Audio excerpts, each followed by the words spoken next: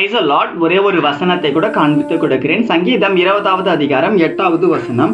அவர்கள் முறிந்து விழுந்தார்கள், நாங்களோ எழுந்து நிமிர்ந்து நிற்கிறோம். இன்னைக்கு ஆண்டவர் நம்மளை பார்த்து சொல்றாருங்க, மகனே மகளே, நீங்க எழுந்து நிற்க போறீங்க. அதாவது நீங்க உயர போறீங்க, நீங்க நிமிர்ந்து வாழ போறீங்க, நீங்க தலை குனிந்த இடத்துல உங்க தலையை நான் உயர்த்த போறேன்னு சொல்லி இன்னைக்கு ஆண்டவர் நம்மள பத்தங்க சொல்றாரு.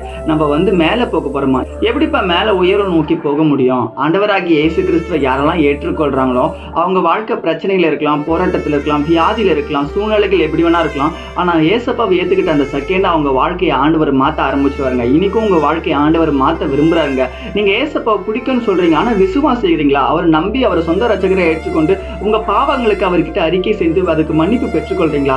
ஆண்டவருக்காக உங்களை அர்ப்பணிக்கும் போது உங்க வாழ்க்கையை ஆண்டவர் மாத்துவாருங்க. நீங்க இப்ப கீழே விழுந்த நிலைமையில இருக்கலாம். உங்க கடன் பிரச்சனையில நீங்க கீழே விழலாம், உங்க படிப்புல நீங்க கீழே விழலாம், உங்க வாழ்க்கையில நீங்க கீழே விழலாம், உங்க படிப்புல எல்லாத்துலயும் நீங்க ஃபெயிலியர்ஸ் தாங்க. நீங்க முன்னேறதுக்கு வாய்ப்பே கிடைக்காதுங்க. பாஸ்போர்ட்டே இல்லைங்க, எக்ஸாம்ஸ்ல முன்னேற முடியலங்க, ஃபாரின் ட்ரை பண்றாங்க, அதுவும் கிடைக்கலங்க, நான் என்னென்னமோ முயற்சி எடுத்த வாழ்க்கையில எதுவுமே ஜெயிக்க முடியலன்னு கவலைப்படவே படாதீங்க. ஆண்டவர் கண்டிப்பா வெற்றியை தருவாருங்க. ஆடு மேய்க்கிற தாவீதை ராஜாவாக்க ஆண்டவரால் முடியும். நான் உங்க வாழ்க்கையை மாத்த ஆண்டவரால் நிச்சயமா முடியும். சீக்கிரமா மாத்த போறாருங்க. நீங்க விசுவாசத்தோட இருங்க. விசுவாசிக்கிறீங்கன்னா ஆமென் போட்டுக்கோங்க. வசனங்களுக்கு ஃபாலோ பண்ணிக்கோங்க. God bless you. ஆமென்.